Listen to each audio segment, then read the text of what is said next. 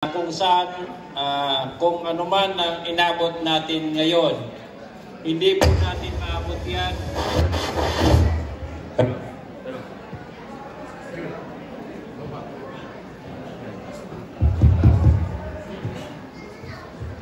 Hello.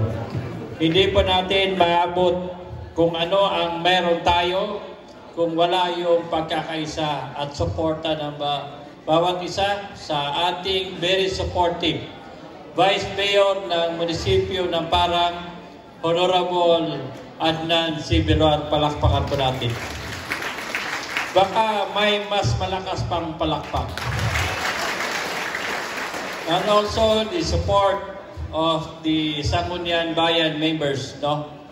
Na ito yung nagbibigay sa akin ng authority. Every time na may gagawin ang municipal mayor, kailangan magkaroon ako ng authority sa Sangguniang headed by the Vice Mayor sa ating mga councilor na nandito, the Senior Councilor Engineer Abdurrahman Gandua. Ang ating councilor, Cyril Saavedra Mayo. Councilor Munira Biruan. Councilor Jinky Kali. Councilor Noraina Ito. Councilor Marites Fernandez. Councilor Norhaina Dikay. Councilor Zakaria Kasim. Yung ating SK Federation President, Honorable Zulfikar Ali. Ang ating veterano sa politiko, the former Mayor, now ABC President, Honorable Mike Biruan. No? Sa ating mga bisita na hindi tayo pinabayaan at tinulungan tayo kung saan tayo nandito, sa ating partner sa security sector, sa ating commanding officer ng 2nd Marine Landing Team, Lieutenant Colonel John De La Cruz, sir. Maraming salamat. Sa ating ProBar, no? Sa ating Regional Director, Brigadier General Plexi Tanggawan, being represented by no less than his Chief of Staff, DRD, Colonel Ordoño, sir. Sa ating Battalion Commander ng MLT4, Colonel Ancheta, sir. RMFB. Yes. Sa ating Bureau of Fire Marshal Senior Inspector Sanaw, no? Sa ating partner, Iranon District Hospital, Dr. Haris Macapegues. Ito, nung ako'y nag-aaral, kasama ko na siya. Every time na pupunta kami sa dormitory niya, kasi kasama ko yung kanyang pinsan na si former board member Jam Macapegues. Hindi niya kami pinabayaan. Pag wala kami allowance, dito yung nagpapakain sa amin noon. Sa representative ng ating provincial governor, Honorable Abdurrahman Pangakua, being represented by no less than the Deputy Governor, Honorable Miswari Macapegues. Palakpakan po natin. So itong si Deputy Governor, nakasama ko rin siya sa Germany nung kami po ay nagkaroon ng study tour. Yung kinakrap pa yung Bangsamoro Organic Law, no? So kasi yung Germany is a federal form of government. Kaya pinadala kami doon. Mangyari na minsan kasi may nakausap kami mga councilor din doon sa Germany, sa Dresden, may nagtanong.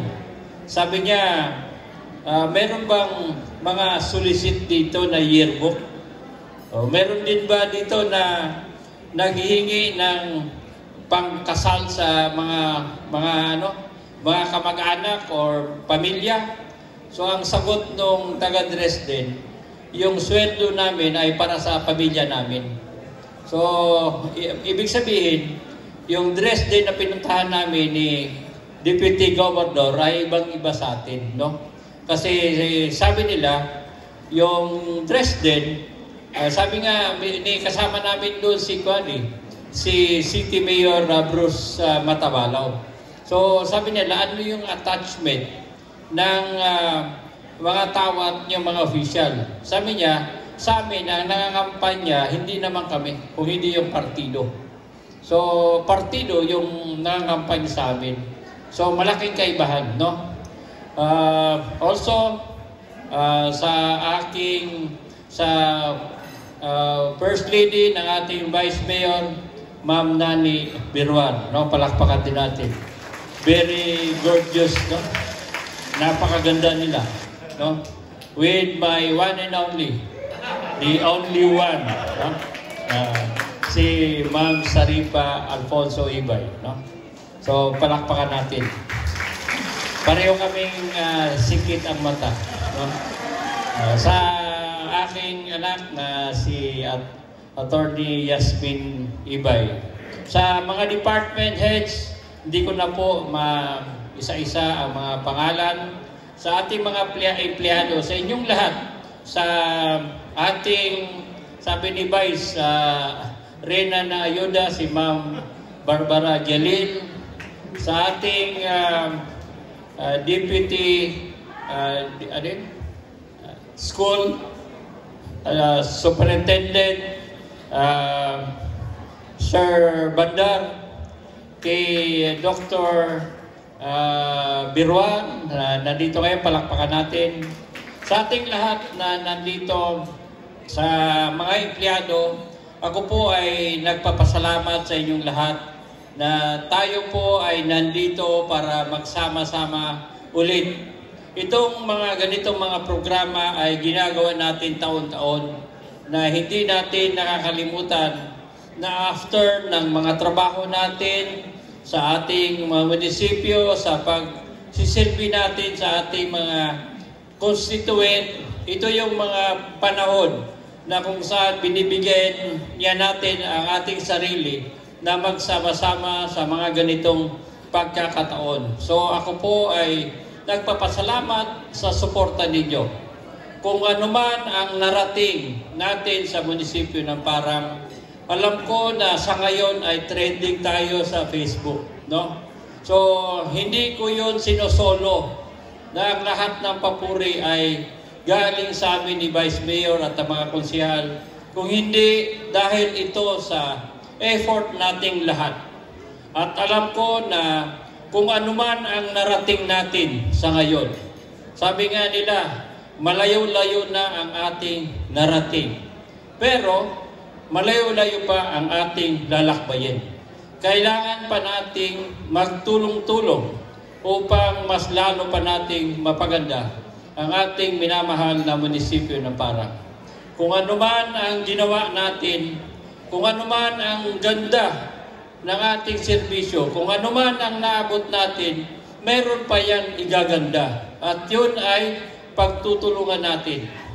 Ika nga, lahat ng ginawa namin ni Vice Mayor at ng mga konsehal, yun ay dedikasyon namin sa aming tinumpang tungkulin na aming itataguyod at gagawin ng lahat para lang sa kapakanan ng ating mga kababayan.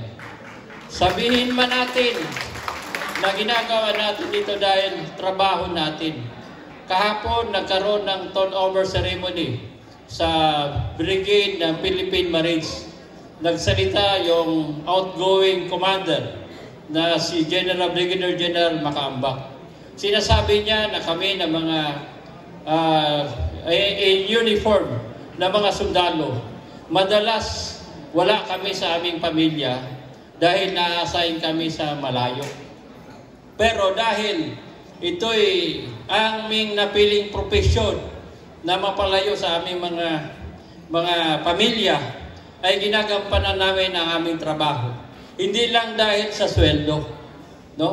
So sa tingin ko, dapat tayong lahat ginagampanan natin ang trabaho natin. Hindi dahil lang sa sweldo, dahil ito yung napili natin na trabaho para makapagsilbi sa bayan. So ang kapalit dapat ng ating lahat na ginagawa ay dedikasyon natin na pagsilbihan natin ang ating nasasakupan. Ako man sa sarili ko, hindi ko man iniisip na kaya ko lang niya ginagawa ay para sa susunod na election na iboto ako. Gusto ko na maramdaman ng mga tao kasi alam ko na darating at darating din ang panahon na tayo ay lilipas din. Ang termino ng pagiging politician sa amin ni Vice Mayor at 3 terms, hindi na yun pwedeng dugtungan. Whether we like it or not, talagang darating din ang termino according sa batas. Kaya gusto namin na sa pagdating ng panahon, mayroong masasabi na ito yung nagawa natin para sa ating mga minamahal na bayan. Yun yung nakita ko kay General Kaabak. Mahaba-haba na yung dapat niyang sasabihin, pero iniksiyan niya kasi hindi na daw niya kaya na baka daw mapaiyak siya. No? So, hindi ko siya ginagaya, pero yun po yung totoo. Tayo po lahat, wala nang magiging dahilan na hindi pa natin magampanan ng maayos ang ating trabaho. Dahil ginandahan na namin ni Vice Mayor at mga konsehal ang ating munisipyo. No? Sana yung ating mga empleyado ay maging mas lalo pang masipag. Dahil kung ano man ang meron tayo, inaasam din natin na yung mga bayan na umunlad ay maging ganun din tayo.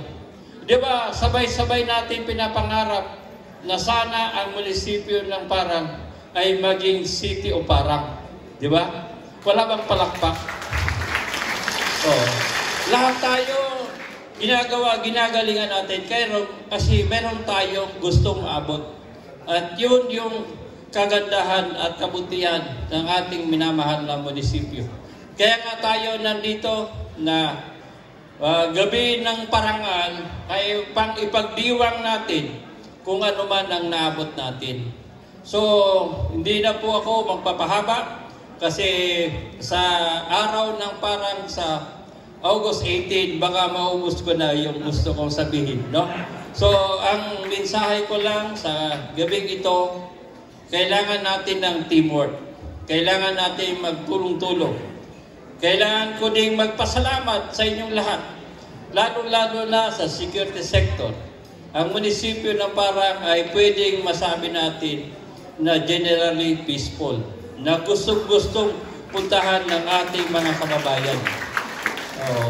So maraming mga opisina ngayon kasi nabigyan natin ng pagkakataon ng Bureau of Fire na magkaroon ng regional office, no?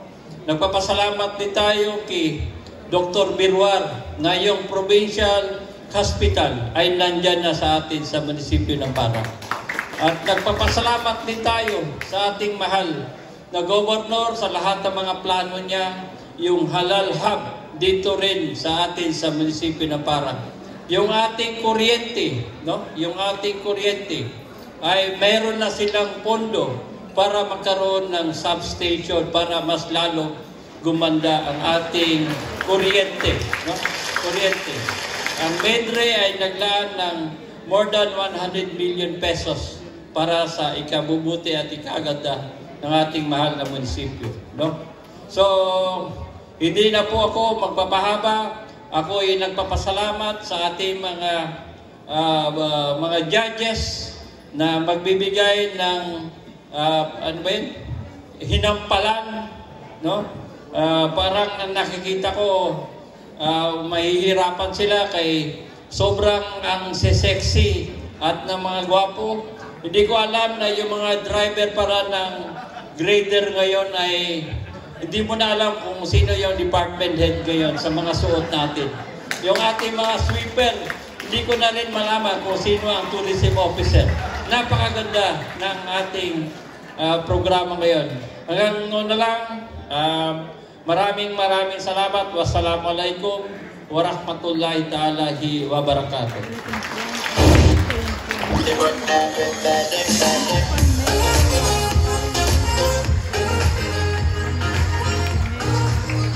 Thank you very much, Honorable Mayor Kaharpi Ibay, the epitome of good leadership and governance. Wala ba tayong malakas na palakpakan?